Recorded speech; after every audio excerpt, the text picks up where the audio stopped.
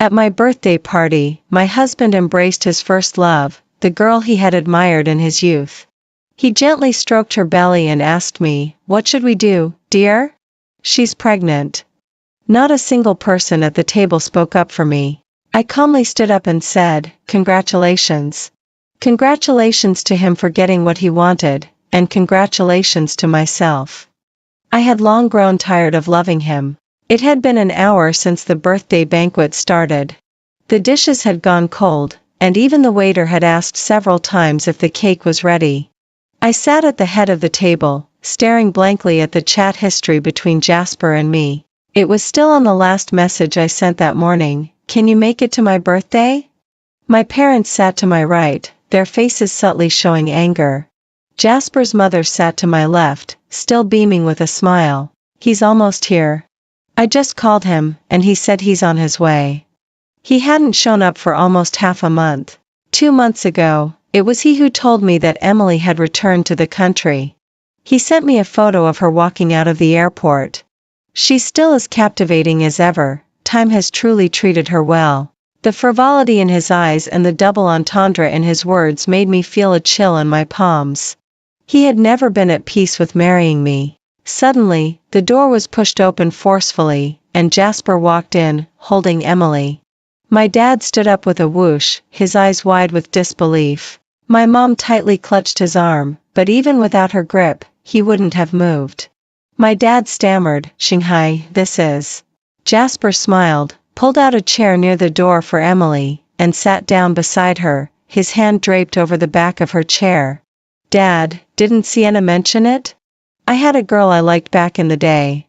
My heart felt like it had been punched hard, making it hard to breathe. Jasper's mother had a cold expression. "There's a time and place for this. Today is Sienna's birthday." Jasper's smile widened, his hand resting on Emily's belly. "Isn't everyone here now? Let's make things clear." His gaze turned to me. "She's pregnant. What do you think, dear?" Emily had been red-faced and silent since entering. The hands I hid under the table were already bleeding from digging into my skin, yet my face remained neutral, neither happy nor sad. Jasper leaned back lazily against his chair, staring at me. "You know what to do, right?" My dad sat back down in despair, unable to say a word.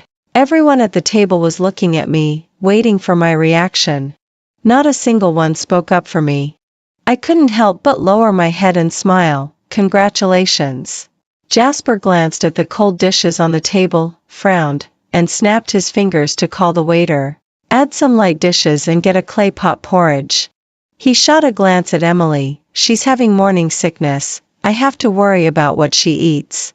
The smile on his lips and the tenderness in his eyes felt like a hot iron burning me. Emily looked somewhat uneasy, frowning at the food Jasper brought to her.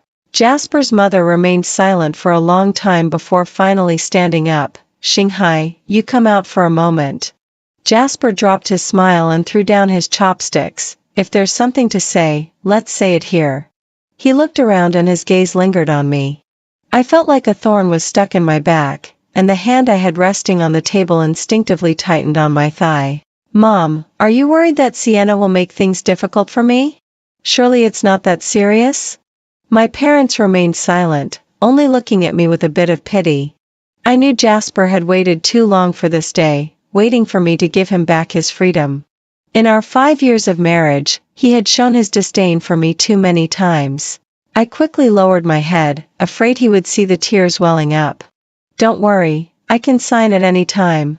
Jasper's mother suggested celebrating my birthday, perhaps hoping to mend our marriage. But little did she know it would only add fuel to the fire. Jasper's mother sighed and reached out to pat my back. "Sienna, don't be impulsive." But that hand couldn't soothe my sadness and embarrassment. Jasper, however, was so eager that he pulled out the divorce agreement and placed it in front of me.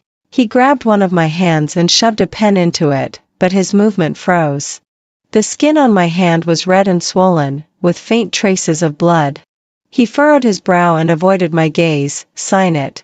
That sentence was so quiet that only he and I could hear it.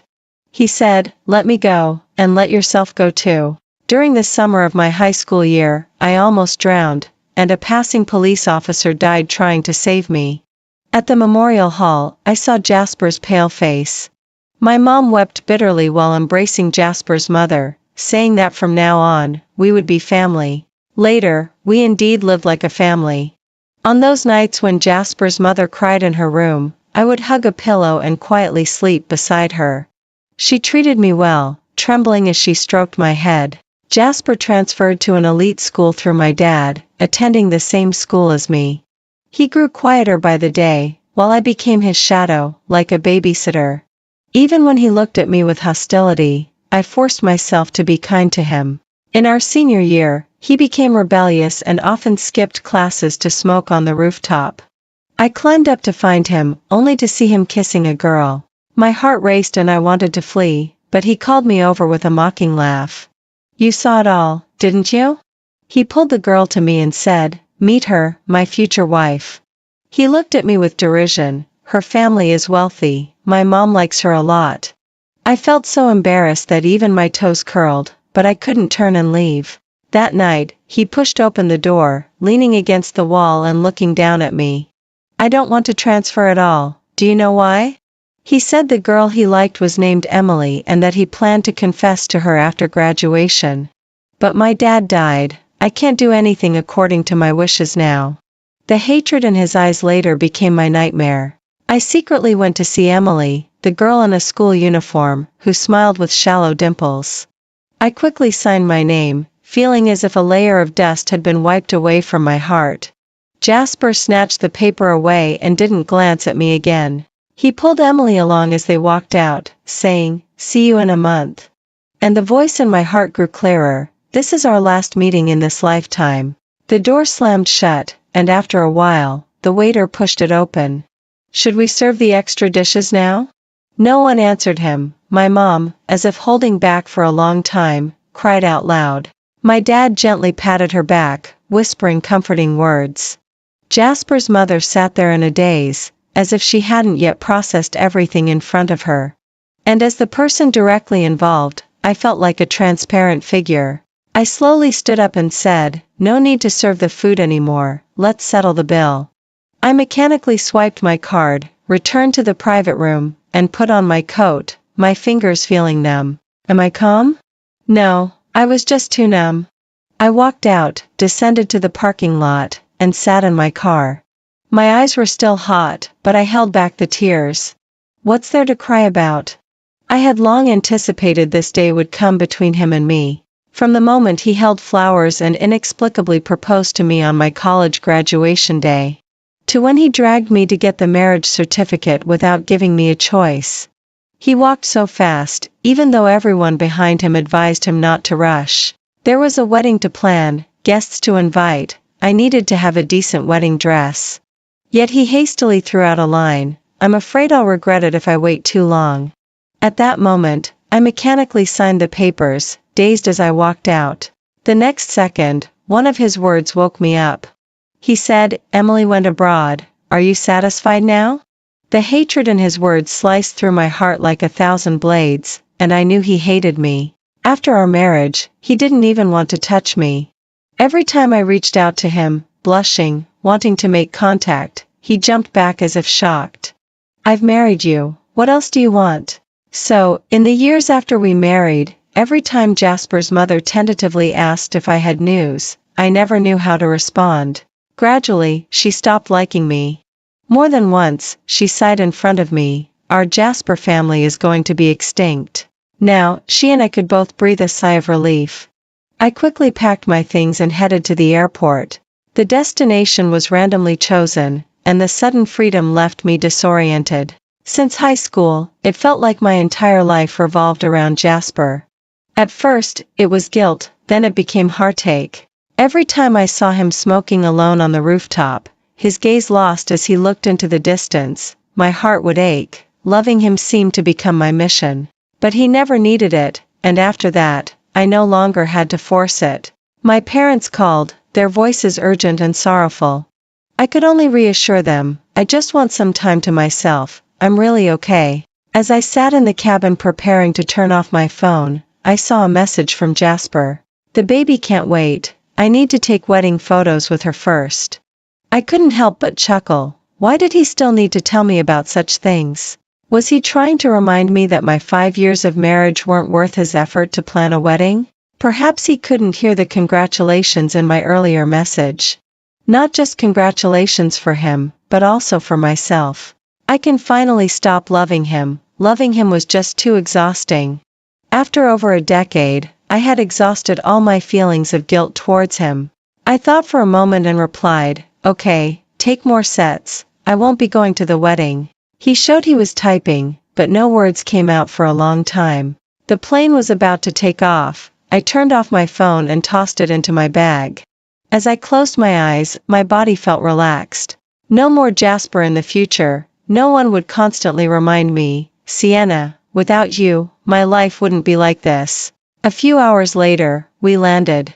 The moment I opened my phone, several messages popped up. All from Jasper. The latest one was sent just seconds ago. "Sienna, it's midnight, aren't you coming home? I told you about the curfew." I froze, stunned. Even after the divorce, there was still a curfew? The curfew was set by him. After we got married, Jasper and I lived not far from my parents. Occasionally, when I had dinner and chatted at my parents' house, I'd lift my head and see it was past midnight. Jasper wouldn't call, but when I got home, the living room would be dark.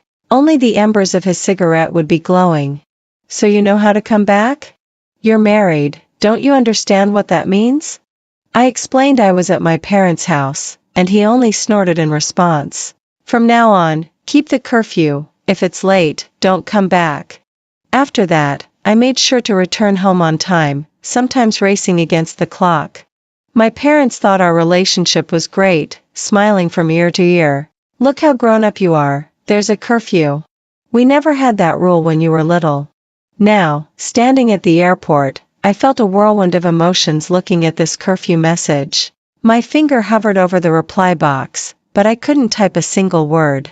It felt like I had wolfed down a big meal only to realize it was unseasoned. He had sent another message. "We agreed on this, didn't we?" The taxi we had arranged was parked by the side of the road. I thought for a moment and replied, "We are no longer us." I opened the car door and sat inside. He had already called. I didn't answer, but he persistently called again. When I finally answered, his voice came through, hurried and anxious. "Sienna, where are you?" The driver in the front seat turned to ask me, "We're going to that hotel, right?" I nodded, and suddenly, Jasper on the other end of the line exploded. "What the hell are you doing going to a hotel at night? Who's that guy?" His voice was so loud that I instinctively held the phone away from my ear. I wanted to hand the phone to the driver to explain, but froze in that moment. What was there to explain? A few hours ago, I had already signed the divorce papers with him. From now on, I could soar freely. I wouldn't have to rack my brain over the meaning of his frown anymore. I had never felt so calm and justified in replying to him. "Jasper, I don't need to report to you anymore." The moment I hung up, I felt a wave of relief wash over me. Turns out, I could hang up on him whenever I felt sad. Including blocking him. The seaside city was humid, but growing up in the north, I wasn't used to it. That sticky feeling wasn't exactly unpleasant, it was even a new experience. Every day, I wandered aimlessly, strolling down various streets. I saw a cafe with a barista wanted sign and pushed the door open without a second thought. After a dozen minutes, I came out, excited by my impulsive decision. I had obtained my barista certification a long time ago, but had nowhere to use it. My family was well off, while I had devoted all my attention to Jasper. They often felt indebted to him, and I was even more afraid of not taking care of him enough. But after over 10 years of being cautious, all I received were humiliations time and again. Jasper had once hoped to follow in his father's footsteps and become a police officer. But he couldn't resist his mother's tears. Later, he majored in finance in college and landed a job smoothly after graduation. My dad almost used all his connections for his success. But every time Jasper returned from a social event, he would glare at me coldly. "Your family knows how to make me lose face." He had asked me more than once, "Sienna, do you owe me? or do I owe you? In those unclear questions, I knew he was unwilling to love me. But just like the curfew, just like how he was now obsessively calling me from an unknown number, he neither loved nor let go. Why bother? While working at the cafe, I couldn't stop thinking. To him, I probably was just the milk foam accidentally dripped onto a shot of espresso. Everything I lost was blamed on that one drop, even if it was merely by chance. Having realized this, I felt relieved and let go of myself. Emily seemed like a guillotine hanging over my heart. I had always feared when it would fall, but now everything had settled. From the moment they appeared together, I had already stopped loving him. The 30-day cooling-off period passed quickly, and I booked a flight home. As I just stepped out of the airport, a hand suddenly grabbed my arm. My suitcase was taken from my hand, nearly pulling me off balance.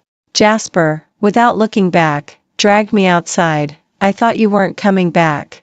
How could that be? I had been counting down the days, looking forward to this moment more eagerly than before when I hoped for his acknowledgement. I tried to pull my hand back, only to find him tightening his grip. In the past, I would have endured it, now I wouldn't. It hurts. Let go. He abruptly stopped, his grip loosening. I rubbed my wrist and walked ahead. Don't worry, I won't change my mind. When I reached the car, he hurriedly walked over and opened the passenger door. I was taken aback, reaching for the back seat door and sitting down. He stood there for a while, then slammed the door shut and returned to the front seat. The car started, and he still wore a cold expression. Sienna, do you need to be so deliberate? Are you angry but can't say it? I couldn't understand why he suddenly lashed out. After pondering for a moment, I replied slowly. Some girls mind others sitting in the passenger seat. I don't want Emily to misunderstand you. He continued to press me relentlessly. Why did you block me? I called so many times. Why didn't you answer? I thought he, like me, had unconsciously formed habits over these years. Habitually questioning me, habitually expecting my unconditional cooperation. But I had completed my transformation during this past month. Even under his questioning, I felt not panic but annoyance. I didn't want to answer. You kept calling, which annoyed me. Is that reason enough? He suddenly slammed the brakes, nearly making me hit the seat back. I stared in shock as he turned his head, his expression so furious it seemed he would rip me apart at any moment. Annoyed? Sienna, who do you think my dad died for? You think I'm annoyed? All the moments that had exhausted me during our life together surged back. Each voice echoed with his questions and mockery. But at that moment, I felt no ripples in my heart. I was calm, as if he no longer deserved any further explanation from me. Drive, once we get the certificate, you and I will have nothing to do with each other. He angrily slammed the steering wheel, causing an ear-piercing honk. After starting the car again, it seemed to take a long time before he calmed down. He asked where I had been this past month. Then, as if casually, he said, "Aren't you eating? You've lost so much weight." I didn't want to answer his questions. From now on, I wouldn't need to share anything with him. I could only change the topic. Have you and Emily taken wedding photos yet? If you haven't found a suitable photographer, I can recommend some for you. I thought he was going to ask me how I ended up by the seaside. Since I nearly drowned in high school, I hadn't dared to get near the water since. Even if my parents suggested a family trip, I would avoid all water activities. That near-death fear loomed over me like a nightmare. But this time, I made the biggest attempt in that seaside city. I walked on the shallow beach all afternoon and managed to overcome my inner fears to swim a bit. When I came ashore, my heart was racing, but I felt a joy of rebirth. It was as if I completely let go of my mental burdens in that moment submerged in the water. Jasper's sarcasm brought me back to reality. What's next? Are you planning to book our wedding banquet and find a maternity center for us too? Having arrived at the place, he parked the car, walked over, and opened the door. Without any hesitation, he pulled me down. Sienna, what's this? Trying to act magnanimous to make me feel guilty? His voice and actions filled me with a sense of weariness. Physically, I resisted his touch as well. I forcefully shook off his hand and jumped out of the car. What do I have up my sleeve? All I want is to divorce you and never see you again. Are you satisfied now? Jasper, I've cleared what I owed you. But he looked up, his eyes red and fixated on me. Cleared? What are you clearing? Can you even clear it? I unknowingly chilled my face, stepping up the stairs without a hint of hesitation. Let's end this, let's finish it all quickly. But Jasper rushed up and tightly grabbed my wrist. You talk. I gritted my teeth and forcefully walked inward.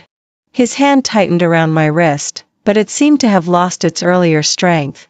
As we neared the door, he forcefully pushed me against the wall. You haven't told me yet, who's the man you've been with this past month? I had almost forgotten about that. It took me a moment to recall. The taxi driver. He picked me up from the airport and took me to the hotel. He seemed to relax a bit, his hands on my shoulders loosening slightly. I felt a mix of anger and irony. No, we're getting divorced. Isn't it ridiculous that you're asking this? Or do you think it's only okay for you to have a child with someone else while married, but I can't? Perhaps I had hit a nerve, as he suddenly withdrew his hands. His gaze darkened as he stared at me. What qualifications do you have? Enough. I had had enough of being questioned and belittled by him. I moved away a bit, straightened my wrinkled clothes. Looking up at him, my gaze was indifferent. You can scold me for being ungrateful, but I don't owe you anything. Jasper, for the past 10 years, I've always felt sorry for you. I loved you as much as I could, but now, my feelings for you have run dry. I no longer feared that he didn't love me. Nor did I feel indebted anymore. I walked inward. I don't care who you love anymore, anyone is fine, as long as it's not me. We went in to get our marriage certificate, and Jasper had a dark expression the entire time. I even felt my steps become lighter as I walked out while answering my mom's call. Yeah, we've got it. Nothing's wrong, I'll be home for dinner. Jasper's voice drifted from behind. Are you so happy that it's no longer related to me? I stopped in my tracks, surprised that my joy had become so evident. But I didn't turn back. I continued walking straight ahead. I had never felt the wind so gentle. Even the cars in the morning rush hour seemed like sloths somewhat cute. I only took 2 days off. At the dinner table, my mom kept serving me food. My dad looked as if he hadn't seen me in years. You've lost weight, you're tanned. His words carried both concern and hesitance. Knowing I was working at the cafe, my mom stopped serving. If you like, I can open one for you here, you can treat it as a hobby. I interrupted her. Mom, I'm doing well over there. She fell silent and lowered her head to wipe away her tears. In fact, I hadn't wanted to be too far from home, but this brief freedom felt refreshing. In a place where I wouldn't have to worry about running into Jasper around the corner, it seemed I could finally find myself. I excitedly shared with them the experiences of this past month. When I got into it, I couldn't stop laughing. Suddenly, my dad said softly, I haven't seen you smile like that in a long time. How long had it been? Even I couldn't remember. I felt awkward laughing and didn't dare to cry. Your mother-in-law Jasper's mom has moved back. In a hurry, my mom corrected herself, saying she refused to live in the house my parents bought. Not long after I left, she insisted on moving back to her previous home. Do you want to go see her? I looked at my parents' hopeful eyes and shook my head. No, let's not disturb her life. I had left in such a rush that I realized there were many things I hadn't brought home. Putting down my chopsticks, I told my parents, you can take my things back. I couldn't bring myself to kick him out, nor did I want to see him. Returning to the seaside city, I now had an extra suitcase. It was stuffed with my parents' worries. A colleague helped me find an apartment, and I quickly checked out of the hotel and moved in. When I wasn't working, I watched movies or occasionally went to the beach. The water that once terrified me now rolled up to my feet, making me feel at ease. Unknown numbers continued to call me every day. With a mix of messages, I didn't read a single one and changed my SIM card. I only told my parents, reminding them not to mention anything if Jasper asked. My mom hesitated. He might just want to check on you. It won't happen, Mom. Don't bother him. And don't let him bother me again. I think he just hasn't adjusted to the fact that I no longer follow his every word. But Emily will help him adapt. His first love, once lost, has now been rekindled. All the pain will be soothed, including the sorrow from their youth. But 2 weeks later, the cafe door opened. I was making coffee with my head down. Welcome. A familiar voice came from close by. I'm here to check in. Startled, I looked up to meet Jasper's gaze, spilling water everywhere. I scrambled to clean it up, and he burst out laughing. Why do you look like you've seen a ghost? I watched him sit across from my boss, talking confidently. Confusion and unease stirred within me. It felt as though the peace I had finally found was suddenly shattered. I slipped outside to call my parents. Their voices were filled with guilt. He's been coming every day, asking.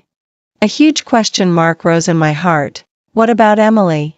He left his pregnant lover and came here, for what?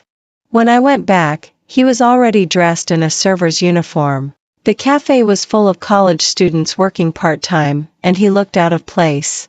I tried my best to avoid his gaze but couldn't escape his constant following. When the workday finally ended, I quickly changed clothes and left. Jasper dragged his suitcase as he followed me out. Where are you staying? I stopped walking, my frustration from the entire day erupted completely. What do you want? What about your job? What are you doing here to humiliate me again? He remained calm. I quit. I came to see you. He said it so casually.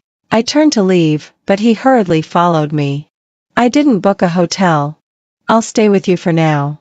I had to stop again and coldly remind him, Jasper, we're divorced, and Emily needs you. He was silent, but whenever I walked, he followed closely behind. At the intersection, I completely lost my patience. What exactly do you want? His eyes were intense as he stared at me. Are you afraid of me? I shook my head. Afraid of what? We have nothing to do with each other anymore, and your actions are making me uncomfortable.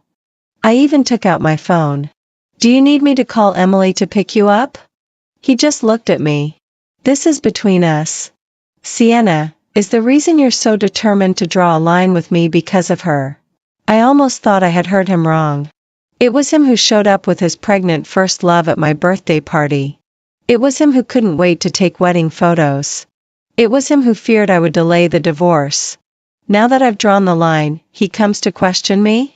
I asked him, what more do you need me to do? He furrowed his brow, his head lowered. It was as if I was seeing that confused, lost Jasper from the rooftop again. After a long while, he finally spoke. Emily and I, we never slept together. Sienna, I think I actually like you. His words surprised me even more than anything about Emily. I instinctively took 2 steps back. When he reached out to me, I instinctively slapped his hand away. Sienna, you. I quickly said, don't like me. I don't want to be with you at all. His expression was a mix of emotions, his brow furrowing deeper. Are you resenting me? Resentment can only come from love. But what I felt rising within me was only panic at being dragged back into the past. I almost fled, desperately hailing a cab. Jasper kept calling, so I turned off my phone.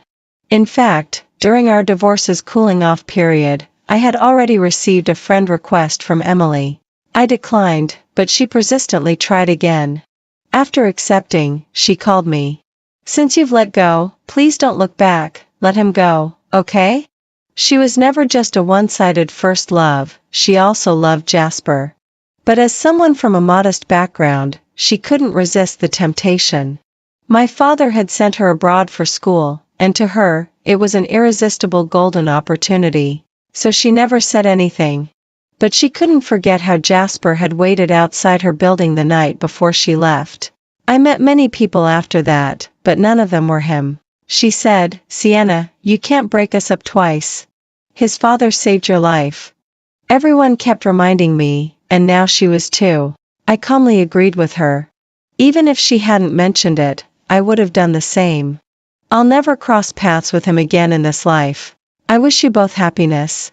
I meant it sincerely, yet now he says he likes me? But I no longer need his love at all. Jasper's mother called me late at night. It felt like half a century had passed, and there was an awkwardness between us. She said, Shanghai went to find you. Did you two meet? I gave a small acknowledgement, and she seemed to sigh in relief. I couldn't stop him.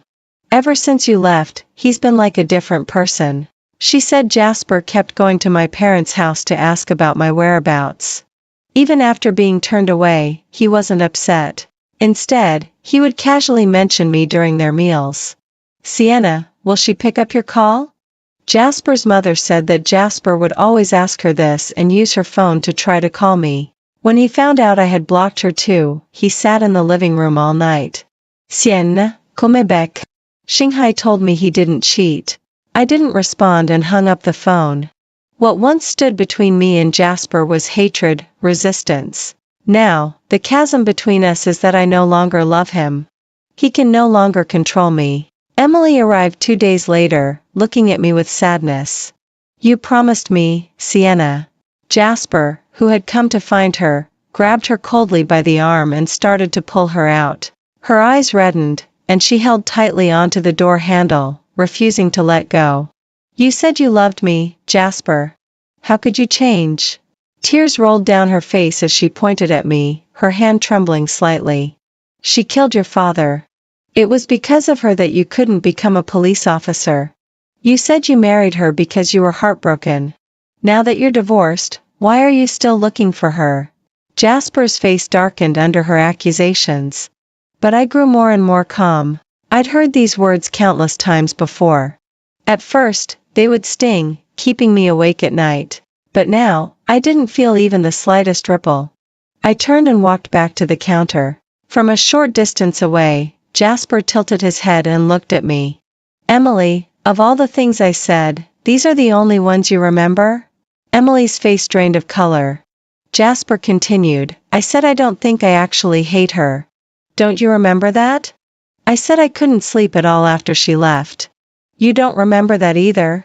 I also said that I realized I actually love her, but I showed it in the wrong way. He looked at Emily, why don't you remember any of that? I didn't want to hear any more. I stood up and went to the back to change clothes. After telling the manager I needed to leave, I headed to the beach. The wind blew through the car window as if it was carrying his words away with it. I made a call to Jasper's mother. Auntie, please come and take Jasper back. I don't want to see him. She was silent for a long time, her sobs restrained.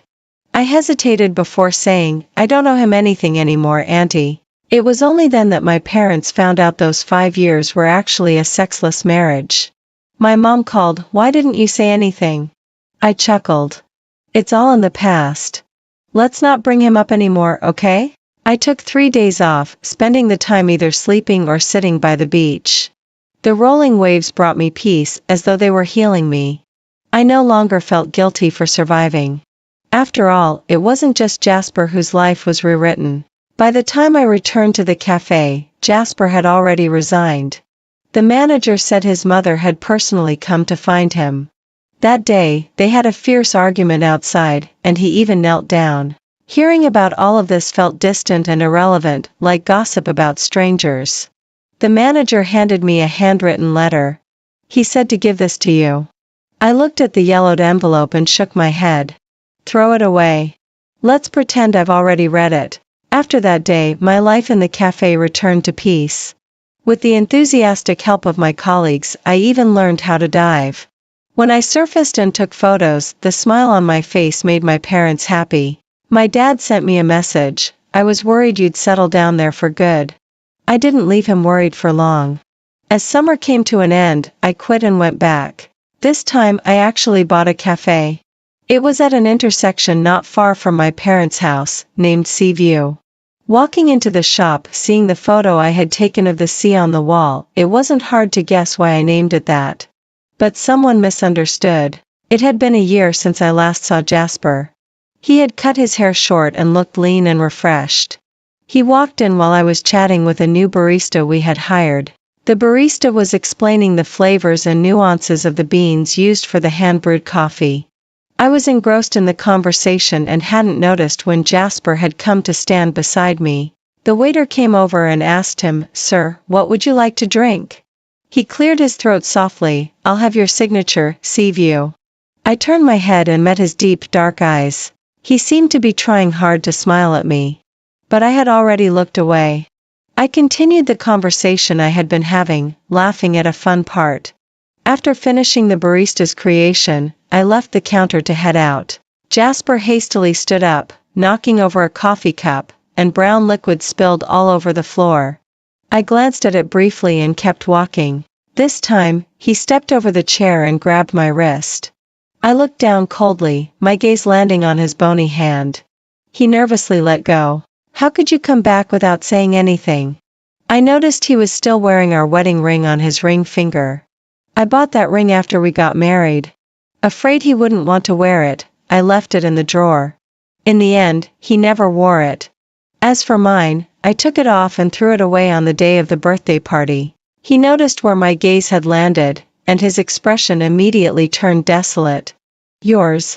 It's been gone for a while, hasn't it? I nodded. I threw it away the day we signed the divorce papers. He pressed his lips together, his eyes drooping sadly.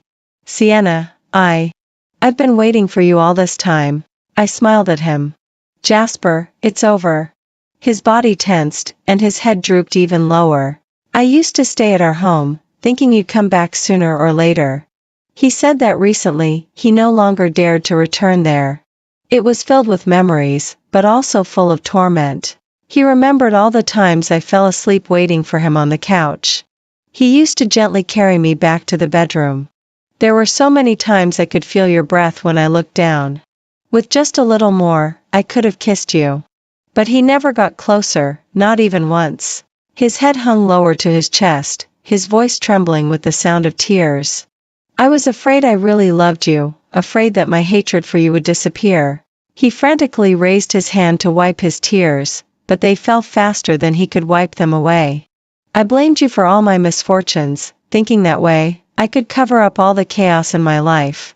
Until you left, and I realized I was no longer who I once was. He looked at me with desperate eyes, pleading. Can we go back to how we were before? Let me learn how to love you again. I shook my head. No, I don't love you anymore. For the rest of my life, I just want us to be strangers. Jasper frequently came to the cafe, sitting there for entire afternoons.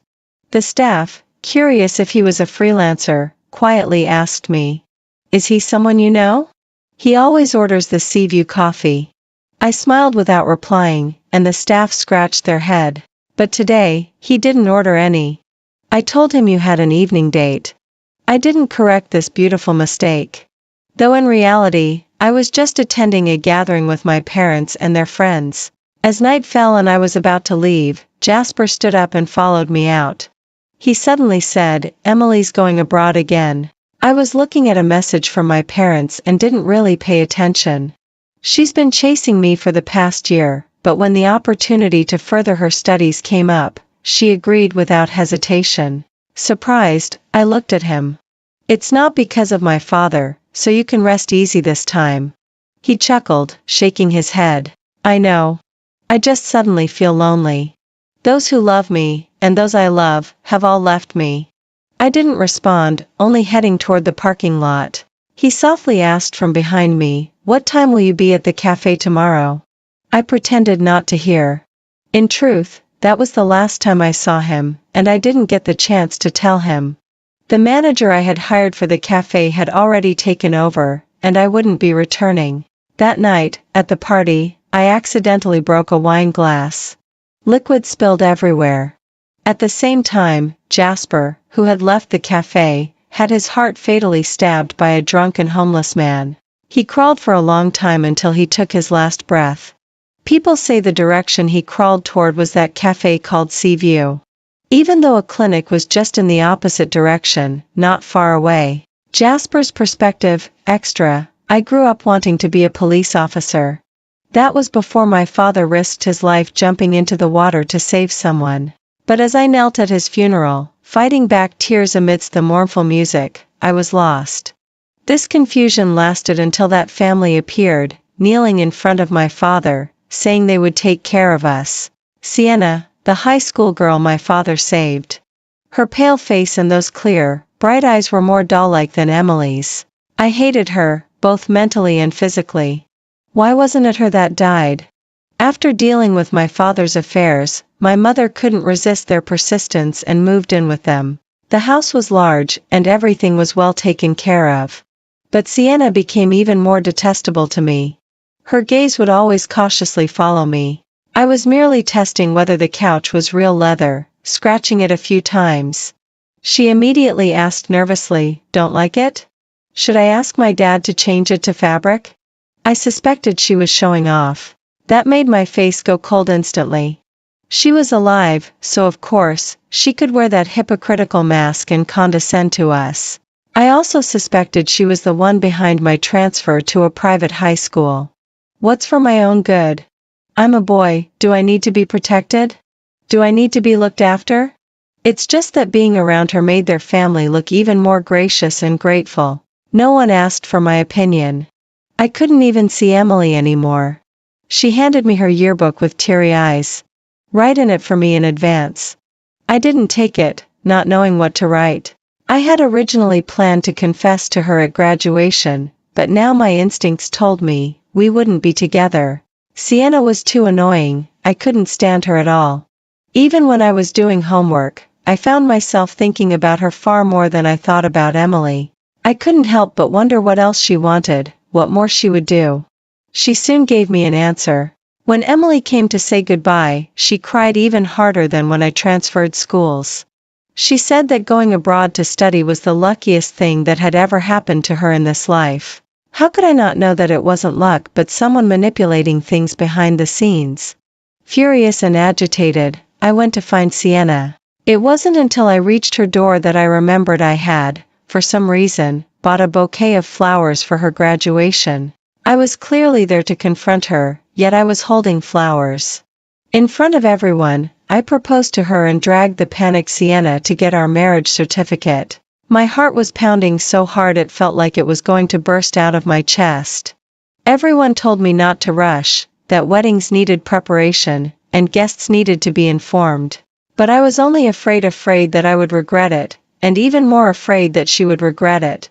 Afraid that she would suddenly wake up and realize how thorough my revenge on her had been. When her hand trembled as she signed the papers, I was even more nervous than she was. It wasn't until I held that marriage certificate in my hand that the chaos I'd felt for so long finally began to calm. This lifetime, we would torment each other like this. I constantly reminded her that all my dissatisfaction in life was because of her. Watching her grow more silent, more submissive, and fearful in front of me, I felt a deep sense of satisfaction. She couldn't leave me. No matter what I did, she wouldn't go. Because this was what she owed me. The news of Emily returning was something she specifically informed me about. We had long lost contact, so when I saw her friend request, it took me a moment to recognize it. In that brief flash of thought, all I could think of was Sienna. I knew my mom had been passive-aggressively saying that she had ended the Jasper family line. But what my mom didn't know was that I had never touched Sienna. As if loving her would betray the years of disgust I'd harbored toward her. I didn't want to be a betrayer. So I took Emily to humiliate her, even bringing divorce papers with me. The wording of those papers was something I'd found casually online. Would Sienna really sign them? She would cry at the birthday party, asking me why I was doing this to her. I imagined her pathetic expression and couldn't help but laugh. But to my surprise, she signed the papers calmly and even congratulated me. Congratulate me? Then she disappeared without a trace, and the emotions I had just felt quickly faded. How could she not care and yet still hide away to nurse her wounds? I was ready for her to call me late at night, crying and pouring her heart out. But it seemed I was the one who couldn't adjust. The day we signed the divorce papers, I opened the door to an overwhelming sense of loneliness that I hadn't felt in so long. At that moment, the panic in my heart grew infinitely large. I had to ask her about the door code, about coming home. The voice inside me was deafening. Sienna, it seems I care about you. But I knew I was supposed to hate you. That voice roared within me over and over. In the end, I chased after her, trying hard to tell her, but it was as if she couldn't hear me. She just looked at me coldly and said she didn't love me anymore. What she owed me, she wasn't going to pay back.